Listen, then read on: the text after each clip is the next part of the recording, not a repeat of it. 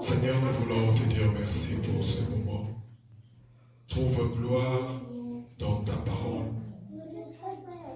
Bénis-nous en tant qu'instrument que tu t'es choisi pour parler à ton peuple. Et rends ton peuple réceptif à écouter, à appréhender ta parole. Que tout l'honneur ne revienne qu'à toi seul. En ton nom Jésus, nous avons ainsi prié. Amen. Bonjour Église. Bonjour. Papa Michel, si vous pouvez nous augmenter un peu le son là. Que Dieu soit béni. Amen. Amen. On nous a parlé du décès de la maman de madame. C'est ça, papa? Ok. Papa Bienvenu nous avait appelé au courant de la semaine pour nous informer de ça. Vraiment, nous avons, avec un cœur, beaucoup de douleur, appris cette nouvelle-là. Je l'ai toujours dit, une mère est irremplaçable. Un jour, je ne sais pas qu'est-ce que j'ai lu quelque part, il y a quelqu'un qui a écrit: la seule personne qui souhaite mourir avant toi, c'est ta mère. Une mère, c'est irremplaçable.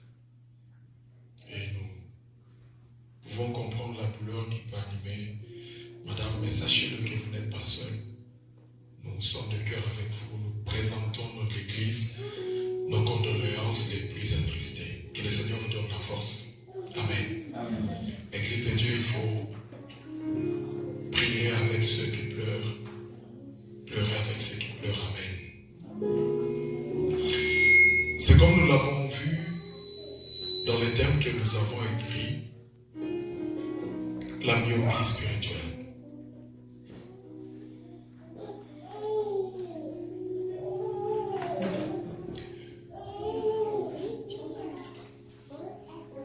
Et souvent le Seigneur, tous ces jours-ci, le Seigneur nous conduit à des choses que nous avons étudiées il y a longtemps. La dernière fois, le Seigneur nous avait rappelé une poésie. Une poésie qu'on a étudiée à l'école secondaire et primaire. Et je me suis souvenu d'une autre poésie. Et j'ai essayé un peu de faire la corrélation entre cette poésie-là et le message que le Seigneur s'est bien choisi de nous adresser cet après-midi. Et cette poésie s'intitule La cigale et la fourmi de Jean de La Fontaine.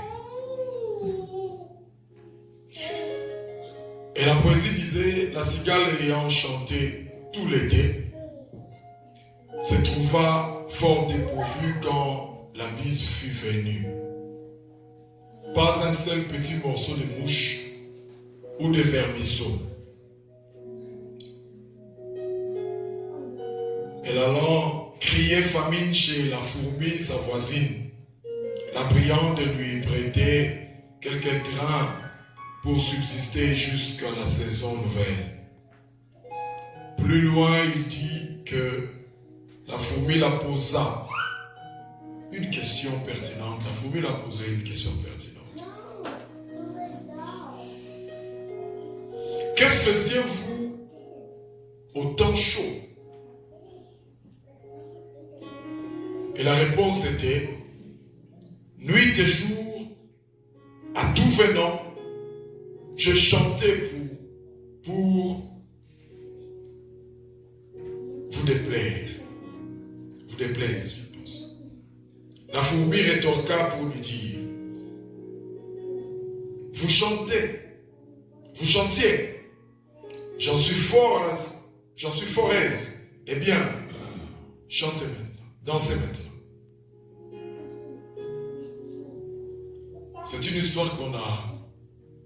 Ces gens étaient intelligents. Et dans chaque poésie, dans chaque fable, il y avait une leçon. On nous parle de la cigale qui avait l'habitude de chanter au moment où le fourmi était en train de construire.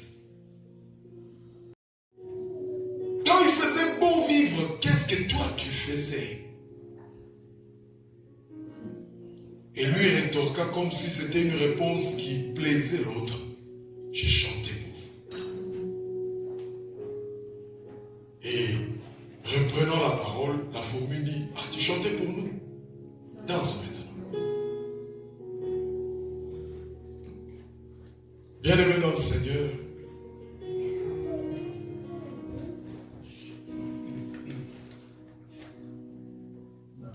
la Bible dit exactement dans les livres de Proverbes, nous allons lire cela. Proverbe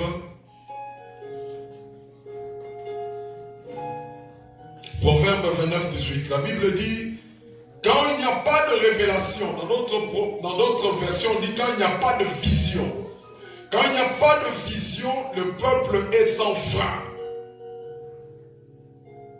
Heureux s'ils observent la loi.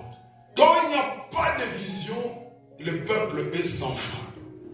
Cela veut dire autrement, une personne qui n'a pas de vision, c'est une personne appelée à perdre dans la vie. Dans la vie, il faut savoir où on était, où on est et où on va. C'est ce qu'on appelle la vision. La vision. Et comme je l'ai dit dans le thème, nous allons parler de la myopie spirituelle. Pourquoi nous avons intitulé ce thème myopie spirituelle? La myopie est une anomalie de la vision qui se traduit par une vision floue de loin, mais une vision nette de près.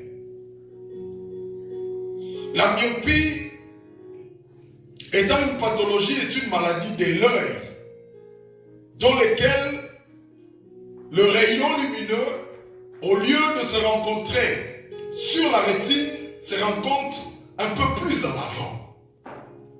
La personne, ça veut dire une personne myope, ne peut voir les objets trop rapprochés de lui. Voilà pourquoi une personne myope tient par exemple son livre ou son ouvrage à 15 cm, comme ça. Pour la lecture, au lieu de 30, comme les recommande l'hygiène. Une personne myope, c'est une personne qui ne peut voir que les choses qui sont proches, mais il ne voit pas les choses qui sont loin. Sur le plan spirituel, bien-aimé dans le Seigneur, c'est quelqu'un qui focalise beaucoup plus son attention sur le présent, mais qui ne regarde pas demain. C'est celui-là un myope spirituel. C'est celui qui ne voit que le présent, comme la fourmi. Quand il faisait chaud, quand il faisait beau, il chantait. Mais il ne savait pas que demain il y aura l'hiver. Il ne savait pas que demain, le temps ne sera plus semblable.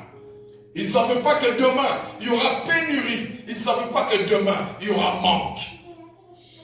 Il ne savait pas que demain, il fallait construire aujourd'hui un abri. Au moment où il fera froid, un lieu où il peut s'abriter calmement. Il ne voit que le présent. C'est un myope spirituel. J'ai aimé ce que un homme de Dieu a écrit un jour. Il a dit, la plupart des prédicateurs, quand nous parlons, nous avons comme l'impression que nous ne parlons qu'aux autres. Mais nous parlons à nous-mêmes d'abord. Cette parole nous est d'abord adressée à nous. La première personne à se corriger, c'est d'abord nous-mêmes. En parlant, nous n'avons aucunement la prétention de dire qu'on est parfait. Non, cette parole nous est d'abord nous adressée. La myopie spirituelle. La personne qui ne voit qu'aujourd'hui.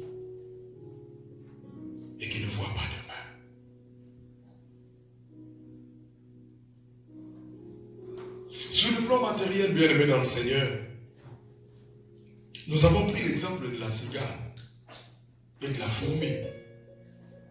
La Bible dit dans le livre d'Ecclésiaste, Ecclésiaste au chapitre 3, il y a un temps pour tout. Un temps pour toutes choses sous les cieux.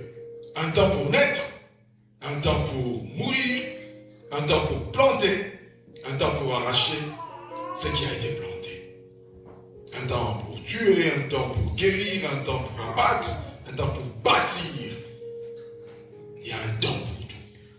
Chaque chose est située dans le temps. Le Seigneur veut interpeller quelqu'un aujourd'hui de ne pas seulement regarder aujourd'hui. Bien aimé dans le Seigneur, que l'Amérique ne nous trompe pas. Nous vivons dans une société où, contrairement à l'Afrique, contrairement aux endroits où nous provenons, il y a un peu plus de facilité. Et en étant peut-être myope spirituel, nous regardons le présent. Ça veut dire que nous regardons ce que nous avons maintenant et nous ne regardons pas demain. Nous pensons que la force que nous avons de nous réveiller chaque matin, la force que nous avons de nous réveiller chaque jour à 3 heures et de rentrer à 16 heures, nous aurons cette même force demain. Non. Nous risquons de nous retrouver dans un cas semblable qu'est la cigale, où quelqu'un nous posera la question: qu'est-ce que tu as fait de tout le péché que tu avais chaque semaine? Qu'est-ce que tu faisais de cela? Qu'est-ce que tu as fait de tout l'argent que tu as amassé? Qu'est-ce que tu as fait de tout cela? Quelqu'un dira: je ne sais pas. Est-ce que nous aurons toujours la même force?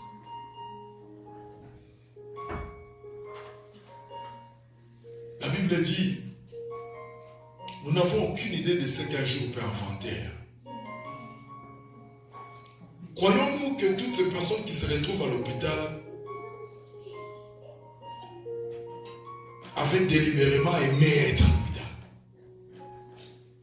Non. Les serviteurs de Dieu sont là. Hier, nous étions quelque part en prière. Et nous avons prié pour un cas sérieux. Quand je dis sérieux, c'est avec S majuscule. Sérieux, bien entendu, vis-à-vis de nous les hommes. Pourquoi? Parce que humainement, médicalement, c'est un cas presque désespéré. Mais nous croyons que notre Dieu est au-dessus de nos médecins. Parce qu'il est le médecin par excellence. Ça veut dire, humainement par là, cette personne-là n'a pas la capacité de travailler. Mais cette personne est plus jeune que nous. Nous n'avons aucune idée de ce qu'un jour peut enfanter. Qu'est-ce que tu faisais? La myopie spirituelle. Je ne vois qu'aujourd'hui, j'ai l'argent, j'ai le moyen. Mais qu'est-ce qui te dit que demain tu auras la même force? Qu'est-ce qui te dit que demain tu auras la même capacité d'amasser de l'argent? D'amasser plutôt de l'argent. Faisons attention. J'ai dit faisons, ça veut dire que ça me concerne vous et moi-même.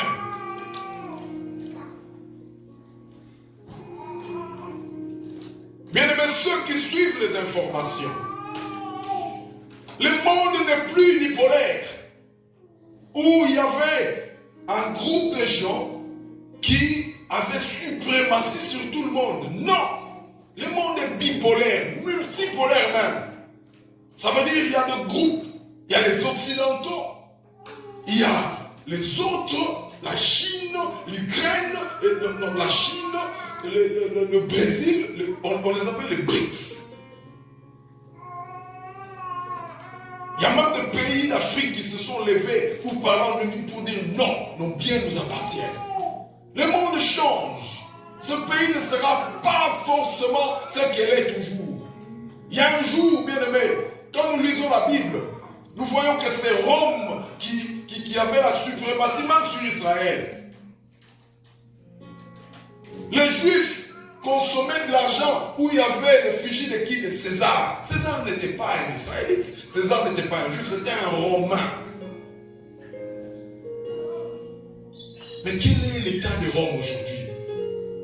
Ça veut dire que ce pays n'aura pas forcément la suprématie tous les jours. Les facilités que nous avons aujourd'hui, nous ne l'aurons pas tous les jours. Et si demain changeait? Et si demain on se retrouvait dans une situation de chaos, de chaos industriel? Parce que la crise est là. La crise économique peut aussi frapper ce pays. Où nous nous retrouvons peut-être dans un état de chômage. Qu'est-ce qu'on fera si on n'avait rien prévu demain? Les myopes spirituels ne regardent qu'aujourd'hui, ne regardent pas demain.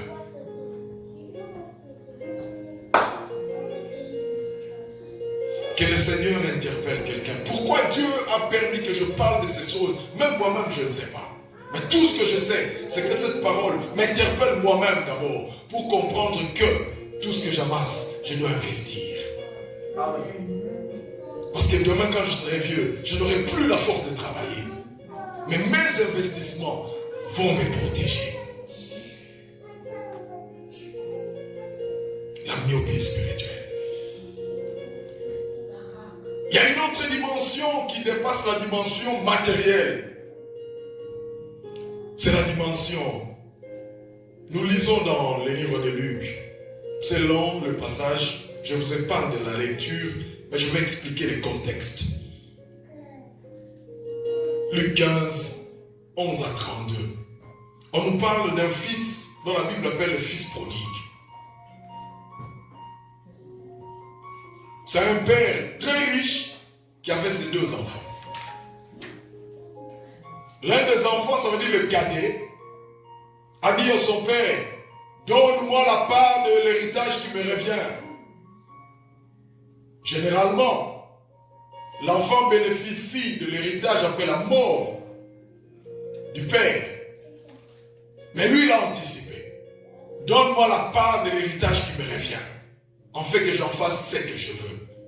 Le père a essayé de le persuader pour le ramener à la raison. Il a dit, niet. Donne-moi la part de l'héritage qui me revient. Et le père a fini par céder. Il a dit, prends, va. La Bible dit, le fils est allé, il a dilapidé son argent en faisant n'importe quoi. Il a pris femme.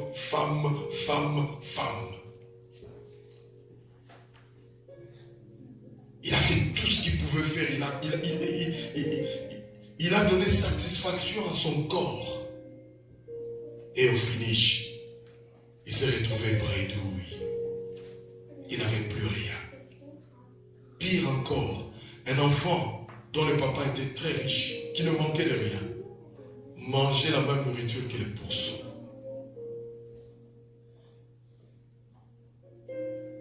Cet enfant n'était qu'un myope spirituel. Il n'a pas regardé demain. L'héritage lui était destiné pour demain. Mais lui, il voulait anticiper pour dire, donne-moi la part de mon héritage maintenant. Qu'est-ce que nous faisons de tout ce que Dieu nous donne? Qu'est-ce que nous faisons de la force, de la bonne santé que Dieu nous a donnée?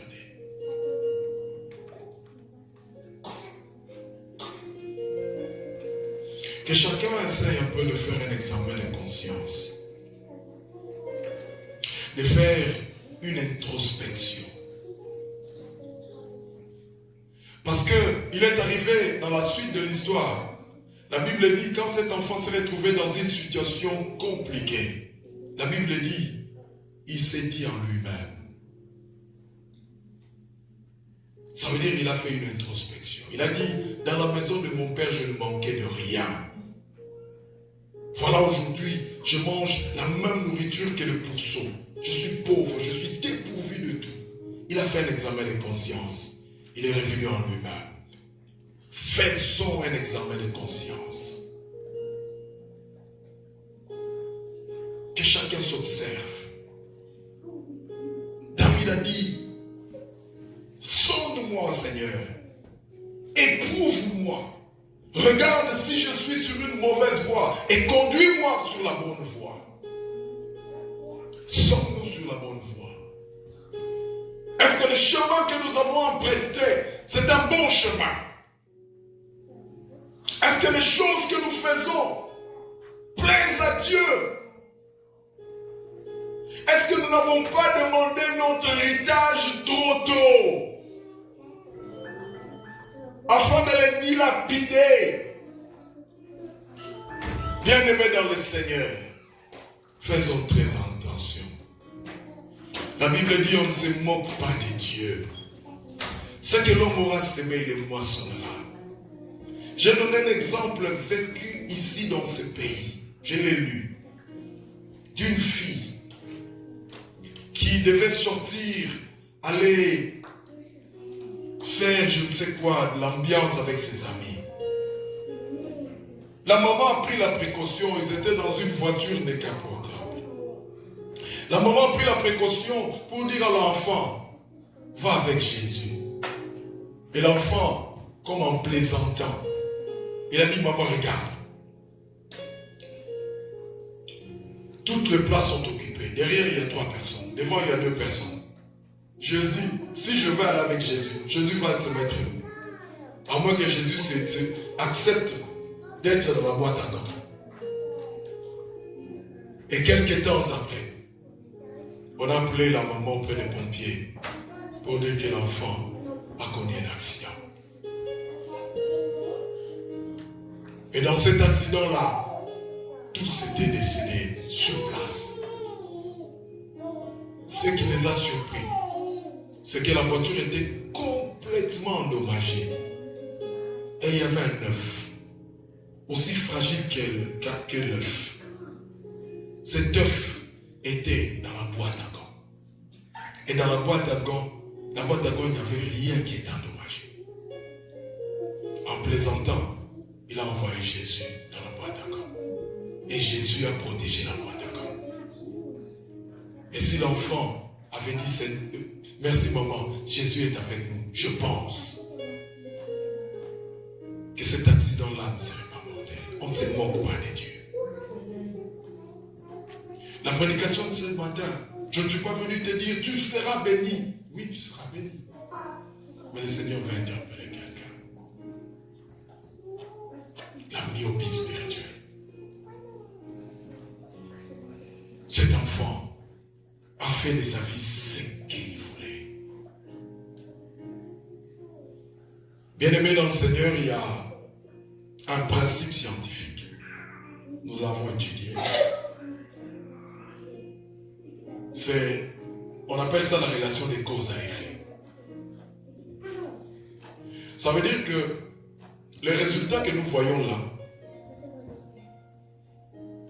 ne se sont produits que parce qu'il y a eu telle cause. Si vous voulez éliminer les effets, commencez par éliminer les causes. Ça veut dire qu'il y a certaines choses, certains désastres que nous vivons aujourd'hui. C'est parce que nous-mêmes, nous sommes les causeurs des troubles de nos propres vies. Si cet enfant-là n'avait pas pris cette mauvaise décision, je ne pense pas que l'enfant se serait retrouvé dans cette situation compliquée. Le comble, c'est juste parce que cet enfant était myope. Il ne voyait que le présent et il a négligé demain. Plus loin, bien-aimé dans le Seigneur. Il y a aussi un autre myope. Et ce myope-là, c'était Lazare. Pas Lazare que le Seigneur avait ressuscité, pas le frère de Marthe et de Marie. Mais l'homme riche. Non, l'homme riche, pas Lazare. L'homme riche. C'était la parabole de l'homme riche et de Lazare. Dans Luc 16, 19 à 31. La Bible nous parle de 2 personnages. Le premier était fort riche et l'autre était pauvre. Très pauvre.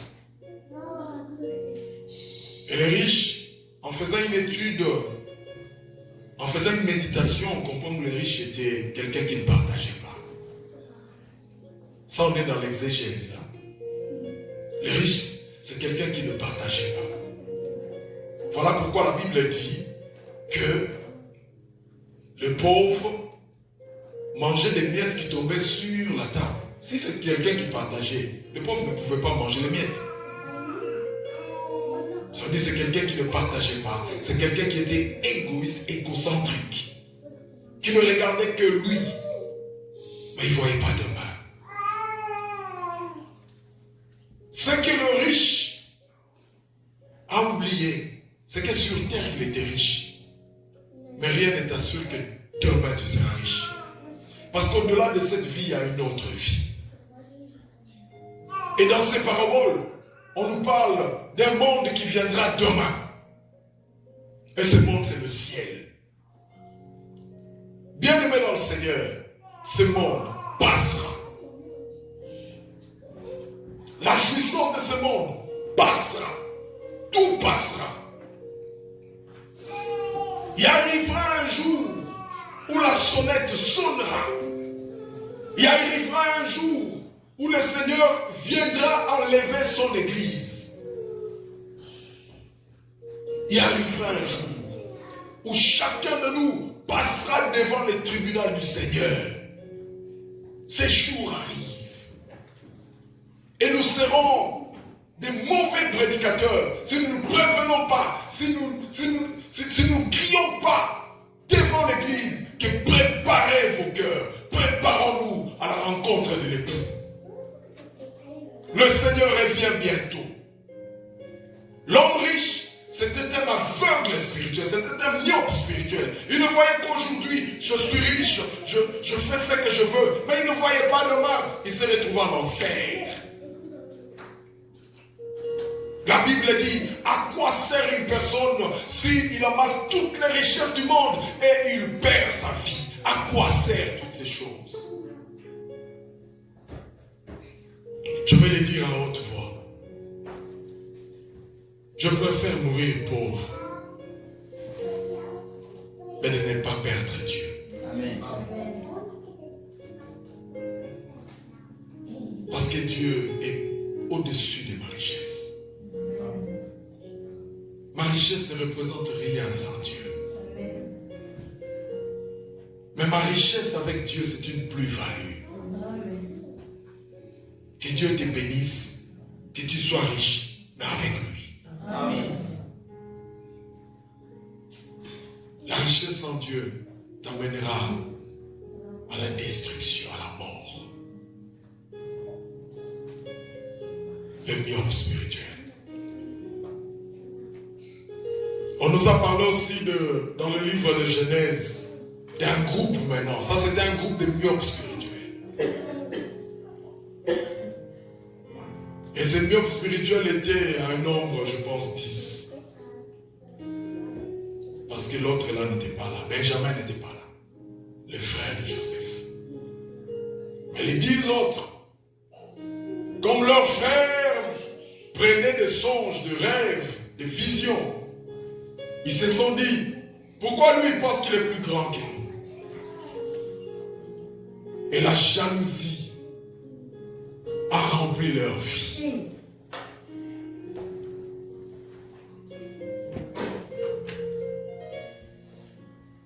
Et la Bible dit, Jacob leur père a demandé à Joseph d'aller rendre visite à ses frères qui étaient partis pour paître le troupeau. La Bible dit, les voyant de loin, ils se dirent l'un à l'autre, tuons-le, et nous verrons si ses rêves s'accompliront. Tuons-le. La méchanceté du cœur.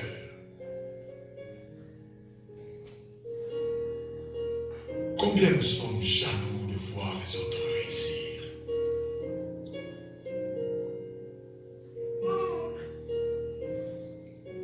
Et dans le langage humain, c'est pourquoi lui et pas moi. Posons-nous aussi la question, pourquoi pas lui, c'est pas toi? Dieu bénit qui il veut.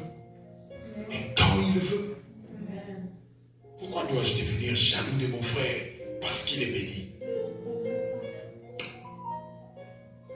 Les aveugles spirituels, les myopes, ils ne voyaient que le présent. Ils ne voyaient pas demain. Ce qu'eux ne savaient pas, c'est que demain, c'est la personne qu'ils ont vendue. C'est celui-là qui va leur apporter la délivrance. Combien nous sommes jaloux entre nous? L'église là était myope parce qu'ils voyaient aujourd'hui. Mais les demandes de celui qui eux ont vendu.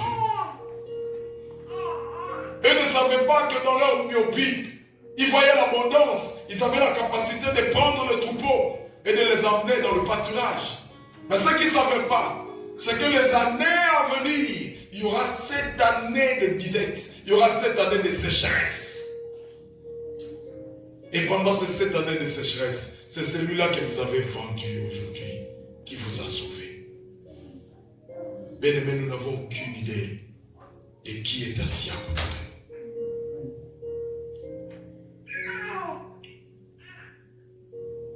La Bible dit, je vous donne un commandement nouveau. C'est que vous devez vous aimer les uns les autres. C'est alors que le monde saura que vous m'appartenez, si vous vous aimez les uns les autres. Mais qu'est-ce qu'on ne voit pas à l'église corps du Christ aujourd'hui? Qu'est-ce qu'on ne voit pas? S'il y a un lieu où on empoisonne les autres, c'est dans l'église. Et mon pasteur, le révérend Raoul Abba Matadi, avait dit une chose qui avait attiré mon attention. Il a dit, l'église d'aujourd'hui est la seule armée qui tue ses propres soldats.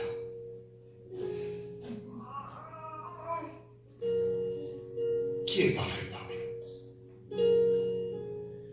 Le Seigneur l'avait même dit, quand on a apporté la femme à adultère. Et la foule avait raison de lapider parce que la loi disait, la loi donnait l'autorisation à lapider cette femme-là. Mais le Seigneur leur a posé une simple question. Que c'est lui qui n'a jamais péché jette la première pierre. La Bible dit, du plus grand au plus petit, tous se sont éclipsés. Cela veut dire que de nous tous là, même moi qui vous parle, personne n'est parfait.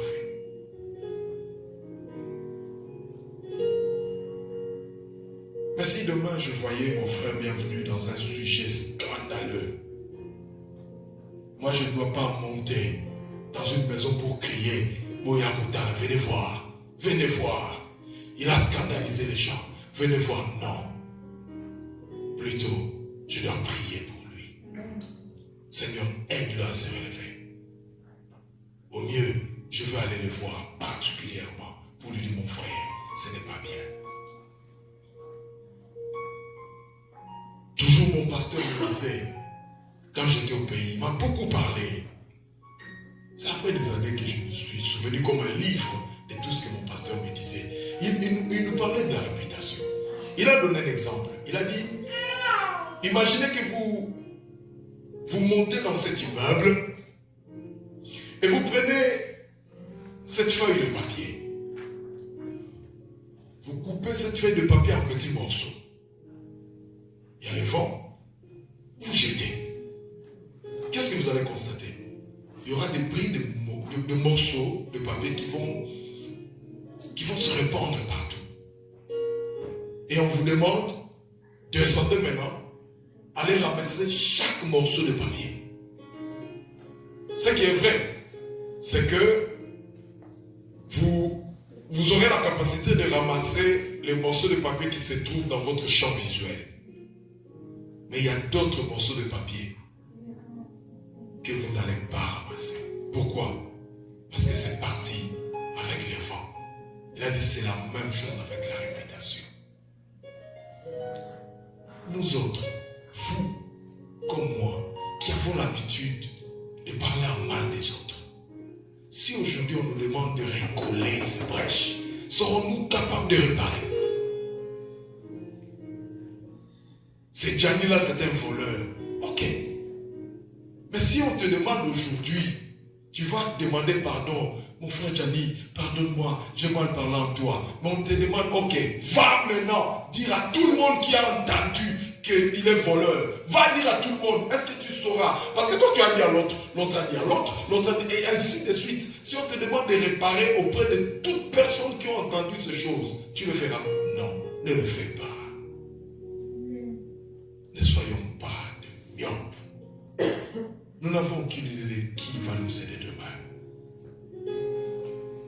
Nous n'avons aucune idée. Dans notre intelligence, on peut se dire, moi je pense que c'est mon mari qui va m'aider demain. Tu te trompes.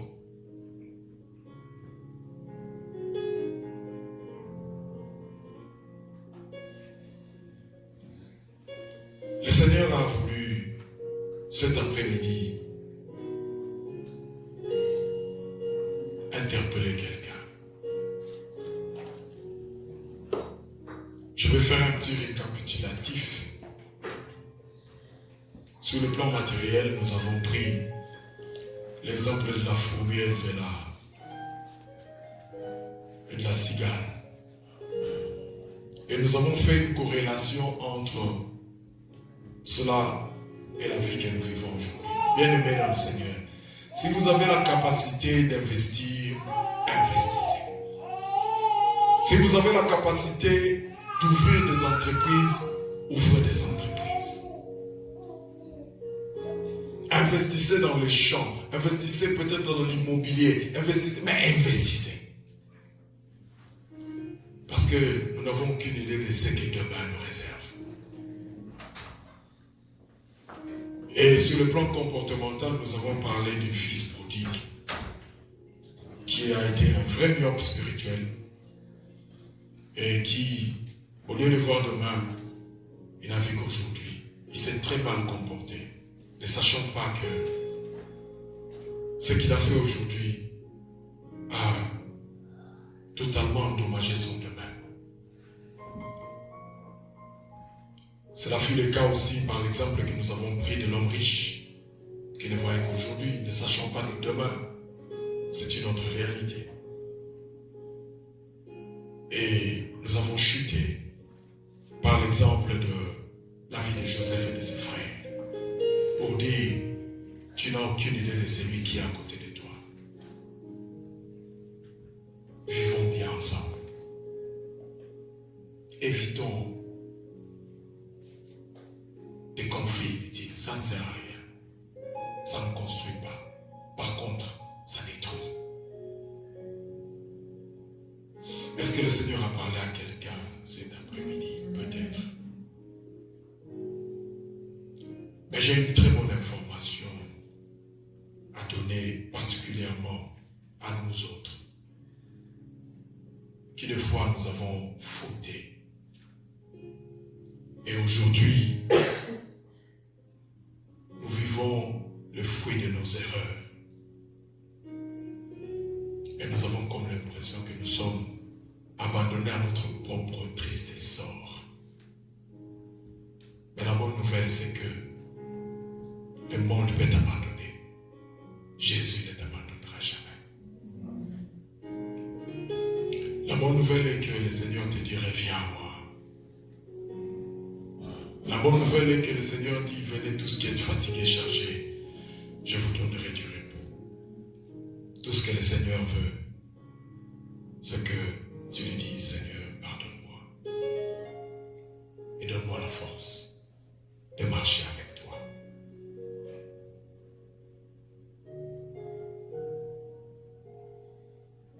Nous fermons nos yeux. Que chacun de nous prie en fonction de ce que l'Esprit de Dieu a parlé dans son cœur. Nous prions au nom de Jésus. Jésus, Seigneur, tu nous as parlé, Seigneur. Tu as interpellé nos cœurs, Seigneur. Tu as voulu à ce que nous puissions intérioriser ces choses. Combien de fois, Seigneur, nous avons conduit nos vies comme de vrais myopes, ne regardant que le présent, mais négligeant demain. Apprends-nous à compter nos jours.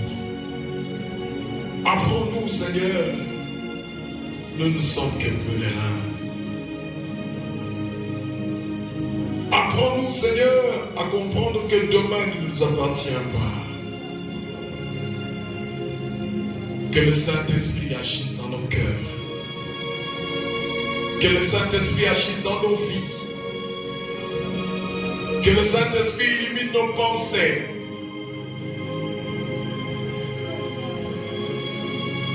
Pardonne nos péchés, Seigneur. Nous avons fait, Seigneur, des choses. Et aujourd'hui, Seigneur, nous sommes victimes de notre propre turpitude, Seigneur. Et nous voulons, Seigneur, te demander pardon. Pardonne-nous, Seigneur. Accorde-nous ta grâce, Seigneur. Seigneur, merci pour ta parole.